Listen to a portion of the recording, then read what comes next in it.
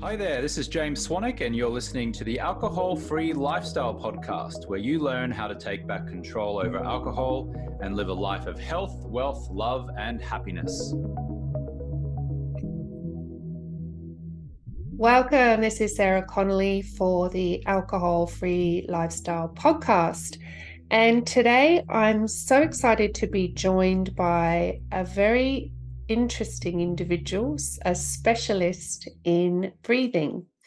James McWhinney is the co-founder of Ando, which is a product that helps busy professionals take control of stress.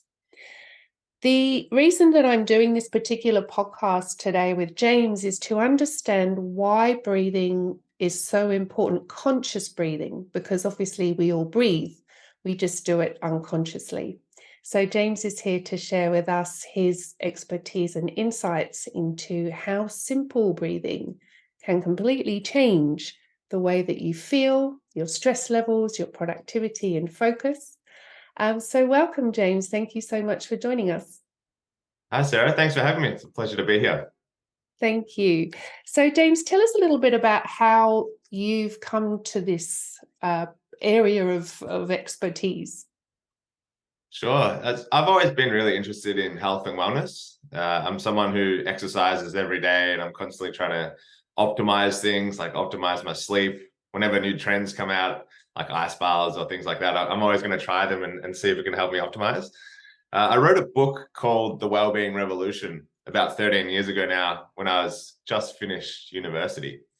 And that sort of got me on the path of wellness and well-being. And long story short, I didn't sell as many copies as I was hoping to, and ended up having to get a real job.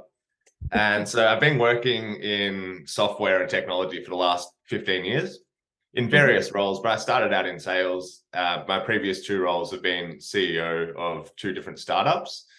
And when I'm working, I've always got stress and well-being in the back of my mind, and how that can be optimized. I ended up meeting my co-founder, who is a breathwork specialist, and she got me into it. Originally, she just got me to read the book called Breathe by James Nestor, which is highly recommended. Have you read it yourself, Sarah? I have. Yes, I have. Yeah, Great. so she recommended that to me, and I was a bit resistant at first, because I, like, similar to what you said at the start, like, it's breathing, everyone does it, like, what am I going to learn? And she probably recommended it about 4 times before I read it. And when I read it, I just couldn't put it down. And that sort of got me thinking about how important the breath is, and how most of us aren't doing it properly, and how it has such a big impact on our health and how we feel. And so I just started doing my own research, and then did some more courses, and have sort of developed a bit of knowledge in the space. And then we decided to launch a product that helps people with stress and anxiety in the moment. So we're currently developing a wearable that sits on your wrist, and it looks like a nice bit of jewelry, a bracelet. And essentially it tracks your stress, and it determines when you're becoming stressed. And when you're becoming stressed in the moment, we gently squeeze your wrist to remind you to inhale at a specific rate, and then it releases at a specific rate based on how stressed you are and based on what you're looking to achieve. And the breath can help to energize us, or it can help to calm us down. So it really depends on what the person's looking to achieve there. But what really got me focused on this product is, having been involved with breathwork for a while, it's something I know is really important. One day, my brother called me up. This is about 6 months ago. At the time, I had a 2-year-old little girl, toddler, and my brother's got a 1-year-old little girl called Lily. And he called me up and he said, I've got some things to do today. Do you mind looking after Lily? And so I said, yeah, no worries. My wife and I stupidly decided to do the weekly shop at Woolworths. So we took the 2 girls, and everything was going really well until we got to the checkout. And all of a sudden, out of nowhere, my 2-year-old had a massive tantrum, screaming off the top of her lungs in the middle of the shopping center, and there was nothing we could do. And then my 1-year-old niece decided to do a poo in a nappy. And so all of a sudden, like, things got real, and it was stressful. We ended up getting home and realizing that we actually left 2 bags of groceries at the checkout at the supermarket. And as I was driving back by myself this time to get the 2 bags we left behind, I was thinking, I'm someone who's really aware of how important the breath is, and how it can positively affect stress in the moment. But in that moment, I completely forgot to breathe. Like, even though I'm aware of it, I forgot. So that's why we're trying to build something that helps people in the moment, because stress sort of takes over us and we forget and we react without really thinking about how we want to react. And if we remember, the breath is the tool that can help us to take control of how we act in those situations. Yes. It's the simple thing of take 10 deep breaths, isn't it? That people have talked about for a long time, but we do forget because we go into that hypoarousal state, where we are just off the chart. And it's being able to intervene at a certain point before you get to that state of being completely reactive and out of control. Yeah. And that is the biggest challenge, I think, for people, is noticing at what point they're going to tip over into, full fight flight. And so this product is actually monitoring, is it the pulse? Is that what it's looking at? Yeah, it monitors heart rate and heart rate variability. And when there's a spike, we can determine if stress is occurring. Like, we'll know if you're exercising or not, because sometimes there'll be a spike, but someone's just going for a walk or a run. So we'll be able to determine, is that spike caused from stress? And if so, like, let's do something about it in the moment, rather than continuing with the stress for the rest of the day and then getting home and having a glass of wine or whatever to try to relax, or going on an app or something like that. We feel like once you get to that stage, it's too late. Let's figure it out in the moment. But I think it's really important to think about how stress or stressful stimuli affect our breathing. And that so this is what helps me to remember to breathe now, is that when stressful stimuli occurs, we go into what you just said there, fight or flight. So we're activating the sympathetic nervous system. Now, in the past, this was activated by life-threatening or life-challenging events. But these days, it feels like every little thing seems to activate it. It could be just that you're busy, or you're running late, or you're stressed for a deadline at work. Like, every little thing seems to activate it these days. And what happens is, when we activate fight or flight, we tend to breathe shallowly, and we breathe into the top of our chest. And so it creates this vicious cycle, because the body's not getting the breath or the oxygen it needs. So it thinks it's in stress. And so like, the stress has created bad breathing, and then bad breathing creates stress. And so it's this vicious cycle, and we can't actually get out of it until we mentally determine that we need to breathe differently and take control of that breath and breathe slower and deeper into the belly. How long do you think it takes? As an example, let's say someone is rushing for a deadline and they're super stressed and anxious. How long do you think it takes in order for them to go back into the parasympathetic nervous system through the breath? Well, it can be immediate, but the tricky thing is remembering, like, being conscious to breathe, because we're habitual creatures and we just go on with our day doing what we always do. It's not until you have that awareness to actually take those few, it only needs to be a few deep, slow breaths to bring yourself back into that relaxed state. But like everything, it's remembering, right? So it's about building the muscle, and that takes time. Like I mentioned that shopping story before. I was probably, I guess, 3 months into my journey of learning breathwork at that stage, and had been focusing on it quite a lot, but I went into the habitual state and completely forgot about it. But that reminded me the next time, and then I remind myself the next time. It's just continually reminding yourself. And when you do, like, catch it in that moment, then really it's just 2 or 3 slow, deep breaths, and we feel more relaxed, and then we can take control and act how we want to act rather than react. Yeah, 100%.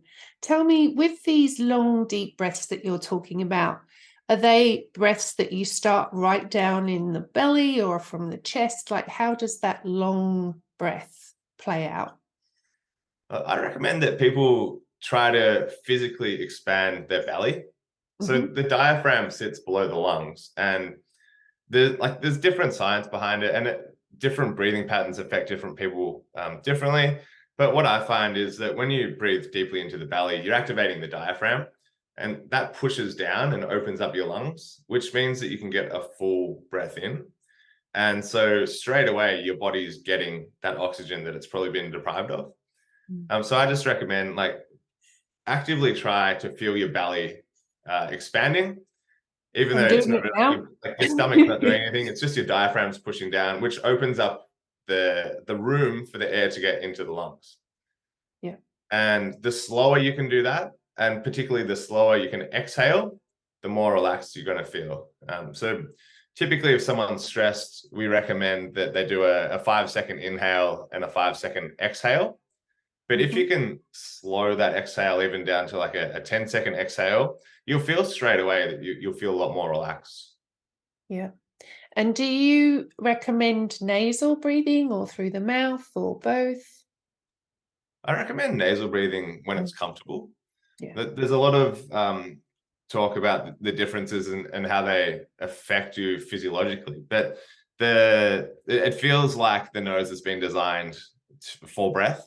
So there's the tiny hairs and the mucous membranes that filter the air as we're breathing. So any pathogens or dust or whatever is in the air gets filtered by the nose. Breathing through the nose also allows us to, just physiologically, the way the air comes in, it's more likely to activate the diaphragm. So we're more likely to breathe deeper when we breathe through our nose. But there's different breathing methods. Like you've probably heard of the Wim Hof method. Wim Hof recommends to breathe through the mouth when you're trying to get a lot of air in. So it really depends on what you're looking to achieve. But in general, we recommend breathe through your nose, breathe low, and breathe slow. Yeah. And I would suggest that a lot of people listening who are in these types of high stress roles, and as you say, small children, that's enough to send anyone into fight, flight. Yeah. A lot of people say that they don't even know how to breathe properly because, we are literally running around breathing up here a lot of the time. And when you say to people, just take long, deep breaths, they really don't know how to do that.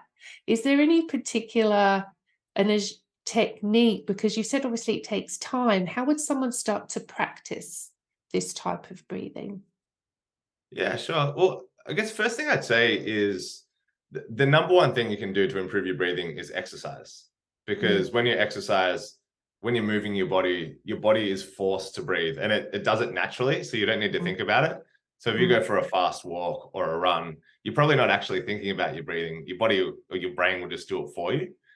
But if you're consciously trying to figure out how to breathe properly, sat down or lying down, we typically recommend to put a hand on your chest and the other hand on your belly.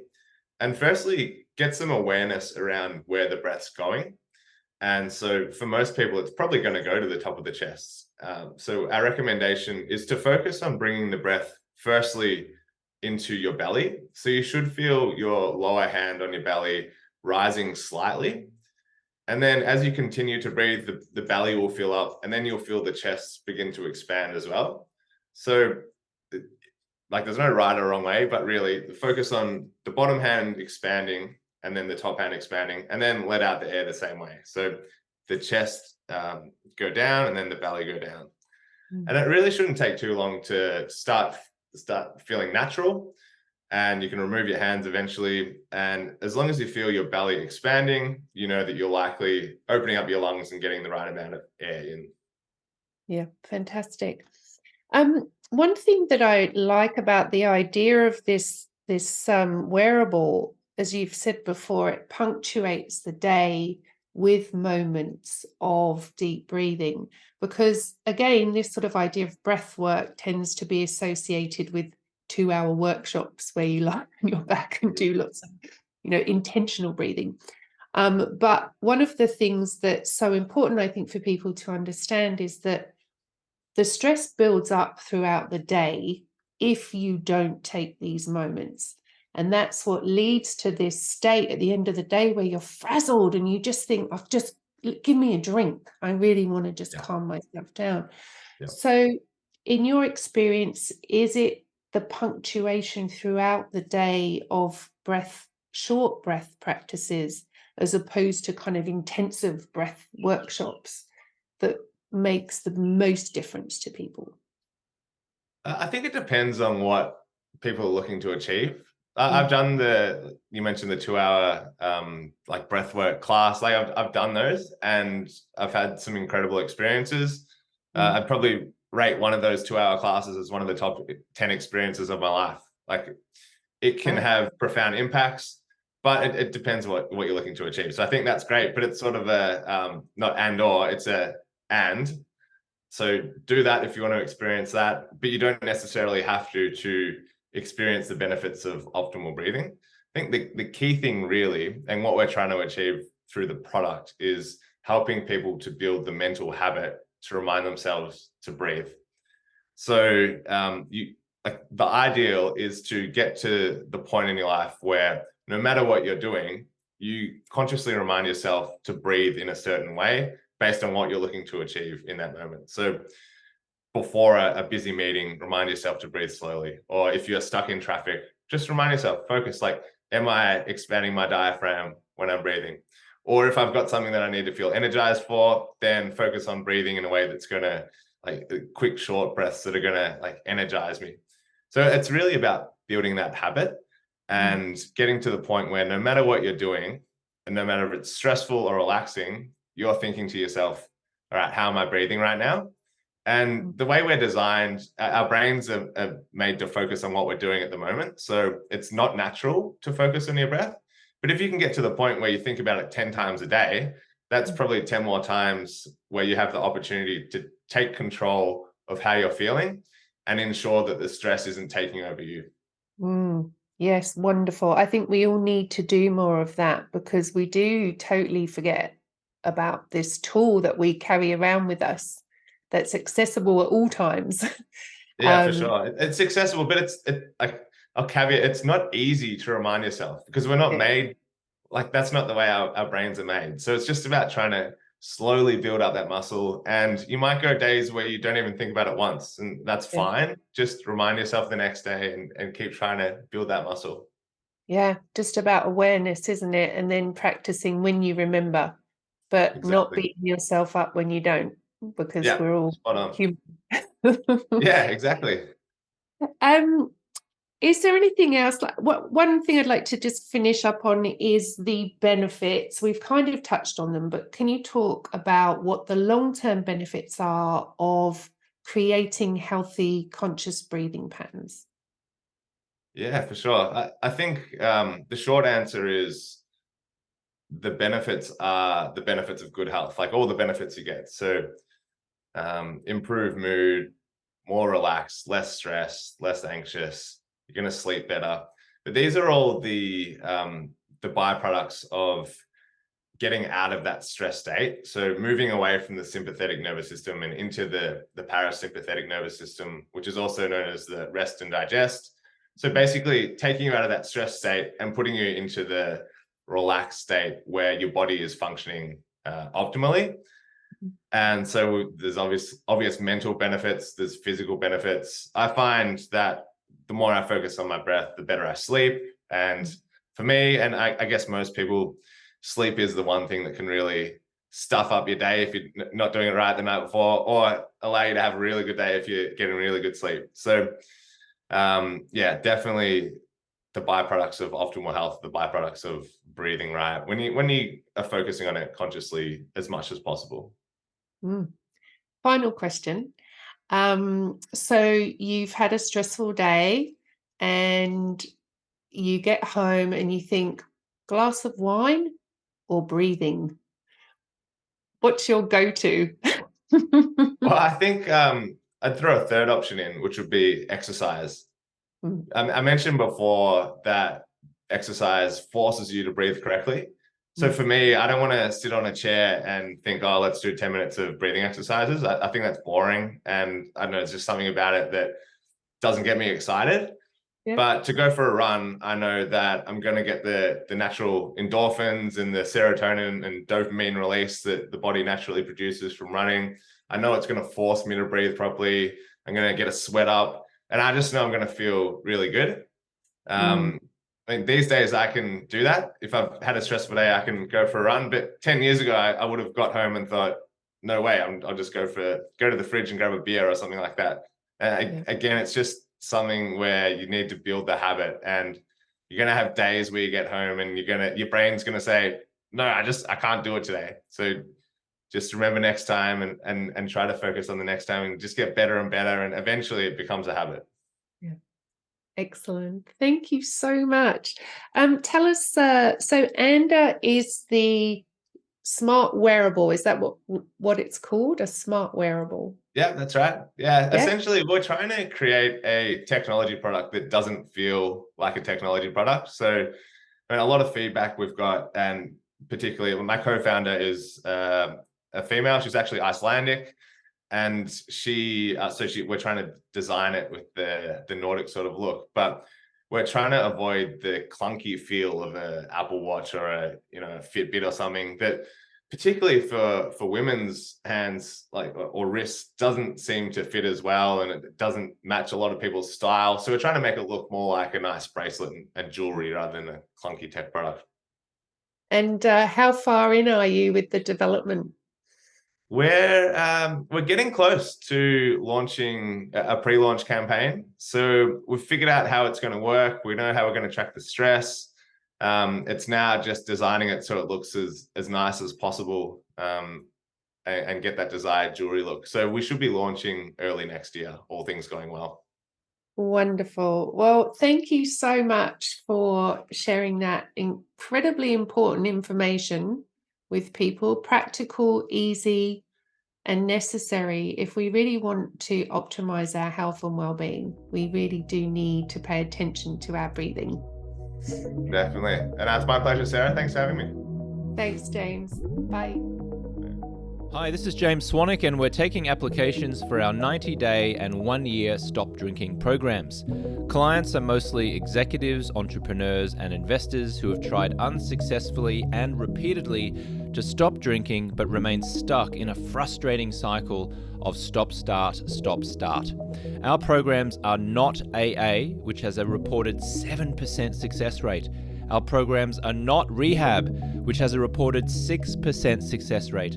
Our 90-day and 1-year programs involve a safe, fun, virtual community of high achievers with a process that boasts an incredible 92% success rate of clients reaching at least 90 consecutive days alcohol-free. We use the latest neuroscience and personal development processes to help rewire clients' brains around alcohol and minimize its importance in their lives.